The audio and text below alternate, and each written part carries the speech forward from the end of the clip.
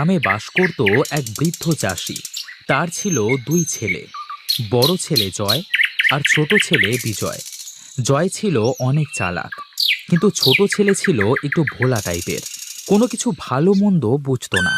হঠাৎ বৃদ্ধ চাষি অসুস্থ হয়ে পড়ে। চাষি দুই ছেলেকে ডেকে বলে, বাবা জয় আর বিজয়, আমি মনে হয় আর বেশি দিন বাঁচবো না রে বাবা। বলি কি, তোরা দুই ভাই মিলেমিশে আমার জমিটা চাষ করিস বাবা। বাবা, তোমার কিচ্ছু হবে না, তুমি এমন করে চিন্তা করো না তো। দরদ একেবারে উপড়ে পড়ছে বাবার উপর। বুড়োটা মরলে এই সম্পত্তির ভাগ ওই হাবাটাকে এক অংশ দেব না। চিন্তা আর কি সাধে করি, আমার তো সব চিন্তা তোকে নিয়ে। আমি মরে গেলে তুই যে কি করবি সেটাই হলো আমার বড় চিন্তা। বাবা, আমি তো আছি, আমি থাকতে ছোটর কোনো সমস্যা হবে না। হ্যাঁ, আমারও তাই বিশ্বাস। তুই তোর ছোট ভাইকে কোনো দিন ফাঁকি দিস না বাবা।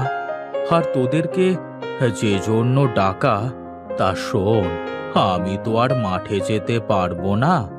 মাঠে যে আলু রোপণ করেছি, আজ থেকে তোরা দুই ভাই সুন্দর করে যত্ন নিস। ঠিক আছে বাবা, আমরা তাহলে এখন যাই। ঠিক আছে বাবা, আয়। এই বিজয়, যা মাঠে যা।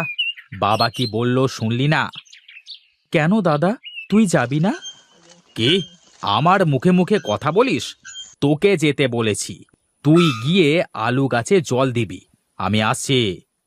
ঠিক আছে দাদা।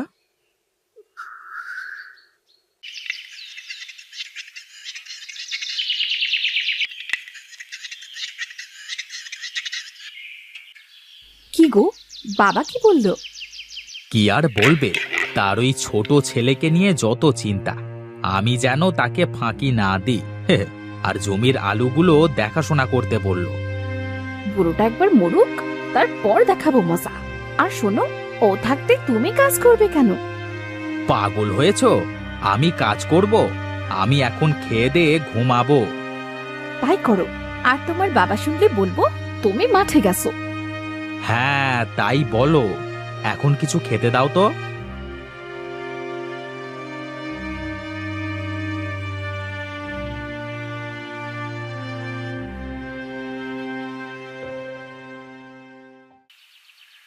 দাদা বলল, তুই যা, আমি আসছি। কিন্তু দাদার তো এখন আসবার কোনো খোঁজ নাই। না না, আমার কাজে ফাঁকি দিলে চলবে না। যাই, এবার মেশিনটা লাগিয়ে জল দেওয়া শুরু করি।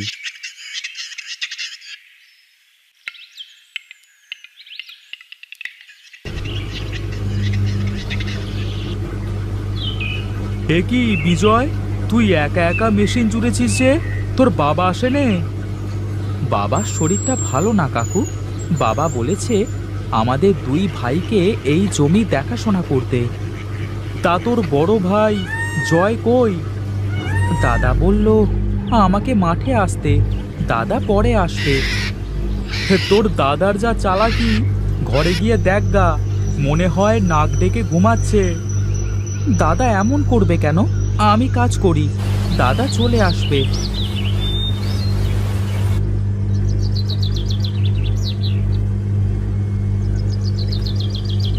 কি রে বিজয়, এখনো কাজ করিয়ে যাচ্ছিস? হ্যাঁ কাকু, বাবার হুকুম মানতে তো হবেই। তা তোর দাদা এখনো আসে নাই? না কাকু, এখনো আসে নাই, আর আসবেও না। ও যে কুঁড়ের কুঁড়ে।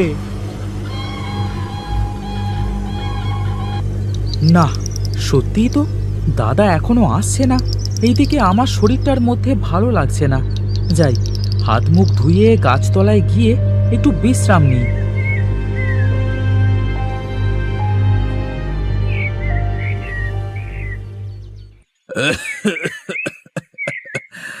বৌমা, বৌমা।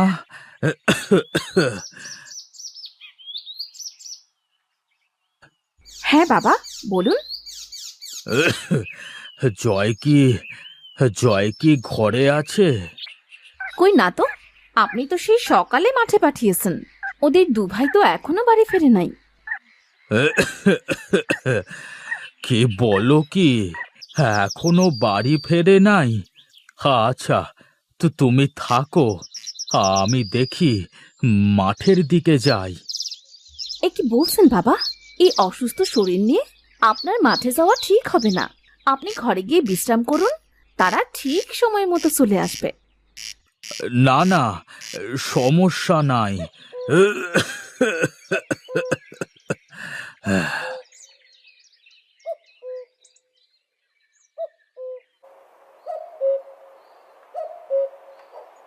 এই ওঠো ওঠো, সর্বনাশ হয়ে গেল। আহ, কি হয়েছে বউ, কি হয়েছে? ঘরে কি আগুন লেগেছে নাকি? আগুন না, কিন্তু তুমি যদি এখনই মাঠে না যাও তাহলে সত্যি সত্যি বুড়ো তোমার ঘরে আগুন লাগিয়ে দেবে। তাড়াতাড়ি মাঠে যাও, এই মাত্রই তোমার বাবা মাঠে গেল। কি বলছো কি? হ্যাঁ, মনে হচ্ছে বাবা এখনো আসে নাই, আর ভোলা দেখছি ঘুমাচ্ছে। এই তো সুযোগ আমার কাজ করবার।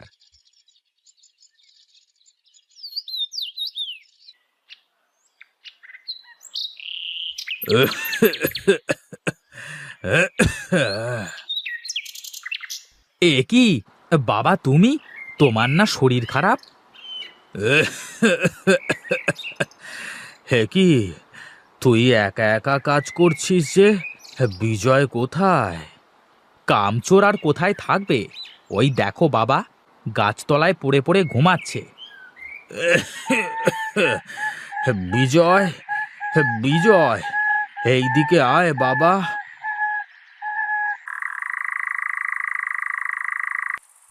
এ কি দাদা, তুমি কখন আসলে? আর বাবা, তুমি বা কখন আসলে? কি আবোল তাবোল বকছিস? তোর সাথেই তো আসলাম। তুই তো বললি তুই কাজ করতে পারবি না, তাই বলে গাছের নিচে গিয়ে ঘুমাতে গেলি। এসব এসব কি বলছো দাদা? চুপ কর, তোরা এখন বাড়িতে যা। হায় খোদা, আমি এই দুই ছেলেকে নিয়ে কি করব? সারা দিন একে অপরকে দোষ দিতে থাকে। আরে আরে বিমল দাদা যে, তোমার ছোট ছেলে বলল তোমার শরীর খারাপ, তাই মাঠে আসতে পারছো না। হ্যাঁ রে, হ্যাঁ, ও ঠিকই বলেছে। তা এত কি নিয়ে চিন্তা করছো? দুই ছেলে তো অনেক বড় হয়ে গেছে। আমার ছোট ছেলেটা একটু সহজ সরল তো, তাই ওকে বড় ছেলে সব সময় বোকা বানায়। হ্যাঁ দাদা, আমিও তাই জানি। বলি, তুমি বেঁচে থাকতে থাকতে তোমার সব সম্পত্তি দুই ভাইয়ের মধ্যে সমান ভাগে ভাগ করে দিয়ে যাও, না হলে তোমার একটা কিছু হয়ে গেলে তোমার বড় ছেলে কিছুই দেবে না। তুই তুই ঠিকই বলেছিস। আমি আজ রাতে আমার সব কিছু সমান ভাগে ভাগ করে দেব। আচ্ছা রে, আমি এখন চলি রে, চলি।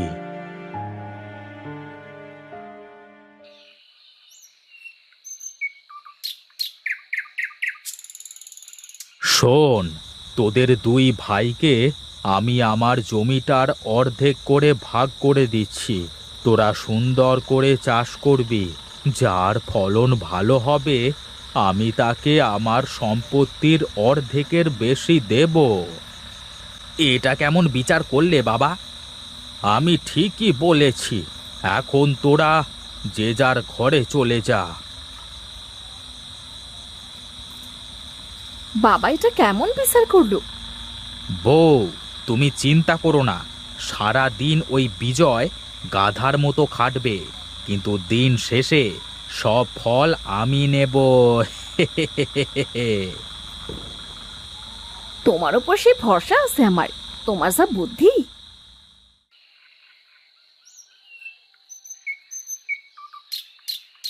এই শোন, এই পাশটা আমার, আর এখান থেকে ওই দিকটার জমি তোর।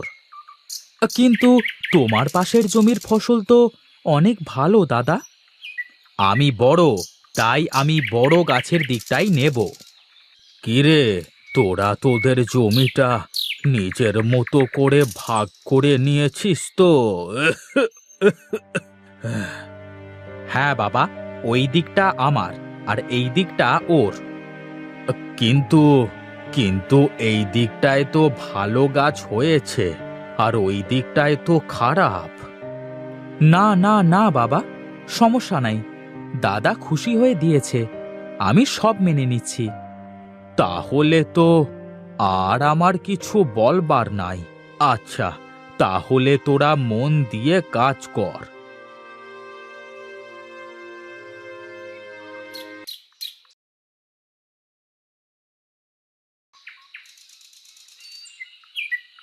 কি দাদা, তোমাদের এই আসবার সময় হলো?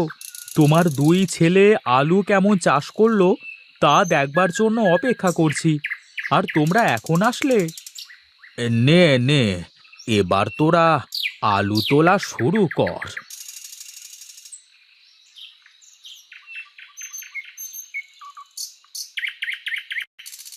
বাহ, বিজয়ের জমির আলু কত বড় বড় আর কত সুন্দর হয়েছে, কিন্তু জয়ের জমি তো। আমি জানতাম আমার ছোট ছেলে এই আলু ঠিকঠাক চাষ করতে পারবে।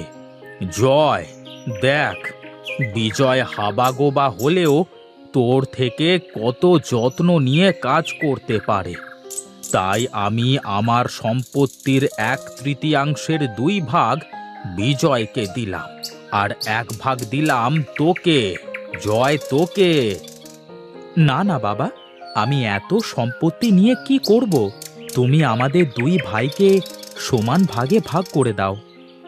দেখ দেখ জয়, তোর ভাইয়ের মন কত বড়, আর তুই এই ভাইকে বাড়ি থেকে তাড়ানোর বুদ্ধি করছিস, হ্যাঁ?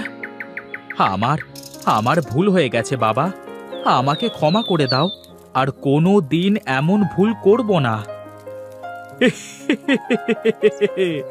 সব তো তাহলে মিটে গেল। এবার এত আলু নেওয়ার জন্য তো ট্রাক দরকার। তোমরা থাকো, আমি ট্রাক নিয়ে আসছি। হরি এই কথা বলে সেখান থেকে চলে যায়, আর কিছুক্ষণের মধ্যে একটা ট্রাক নিয়ে সেখানে এসে হাজির হয়। জয় আর বিজয় মিলে তাদের সব আলু ট্রাকে করে বাজারে নিয়ে যায়।